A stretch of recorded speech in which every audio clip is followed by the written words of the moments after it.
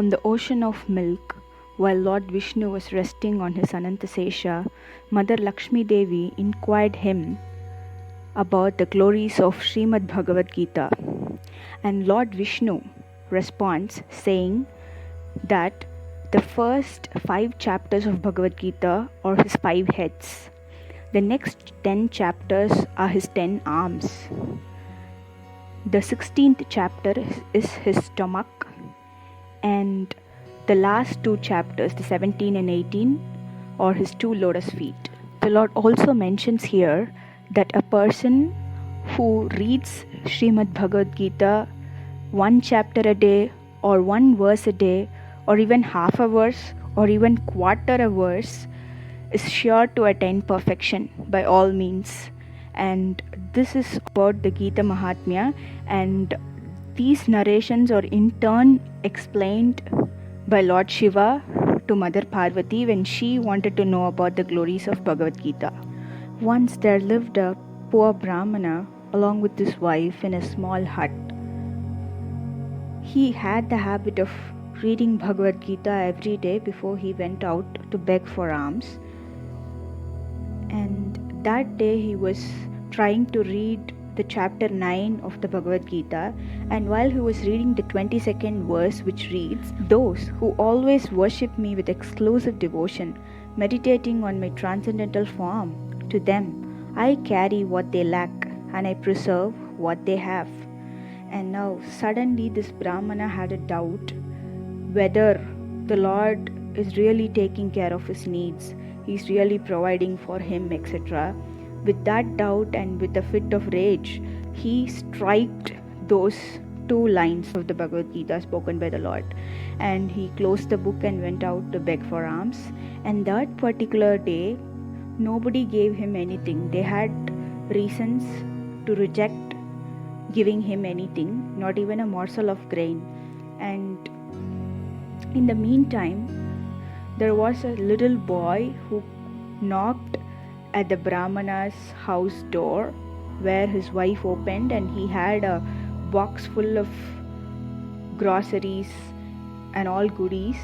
And when the boy was inquired about by the Brahmana's wife, he replied saying that he was her husband's disciple, and he told to send these items to her. And the wife couldn't believe. She said, "You would have mistaken. You might have come to the wrong address." But the boy specifically mentioned her husband's name, and he told that he is his disciple. And while he was giving the items, the wife noticed that there was a big scar on the back of the little cute loving boy. And when she asked about the same, the boy mentioned that her husband couldn't agree with something he said, and so he punished him and beat him like that. So she was really shocked, and she invited the boy inside, and she said, "Please wait, I'll make something for you. Please wait and have food and go." In the meantime, the Brahmana returns without getting anything from anyone, and he's tired, he's disappointed, and the wife scolds him saying, "You have a secret disciple without telling me, and you have also beaten him so hard just because you couldn't agree with what he said. This is really unfair." Now the Brahmana was so puzzled. He couldn't understand what she's talking about. Then she tells the entire story that there was this little cute boy who brought all the groceries for her, and she asked him to wait so that she could give something for him. But when they searched for the boy together, they couldn't find him. And when the Brahmana resumed his Bhagavad Gita study where he left, the crosses which he had made was gone. And then he realized that the Lord himself had come to make him understand that his understanding is not proper, and that because he had lost faith, he couldn't have darshan of the Lord, but his wife could, because she was so fortunate and she could receive his mercy.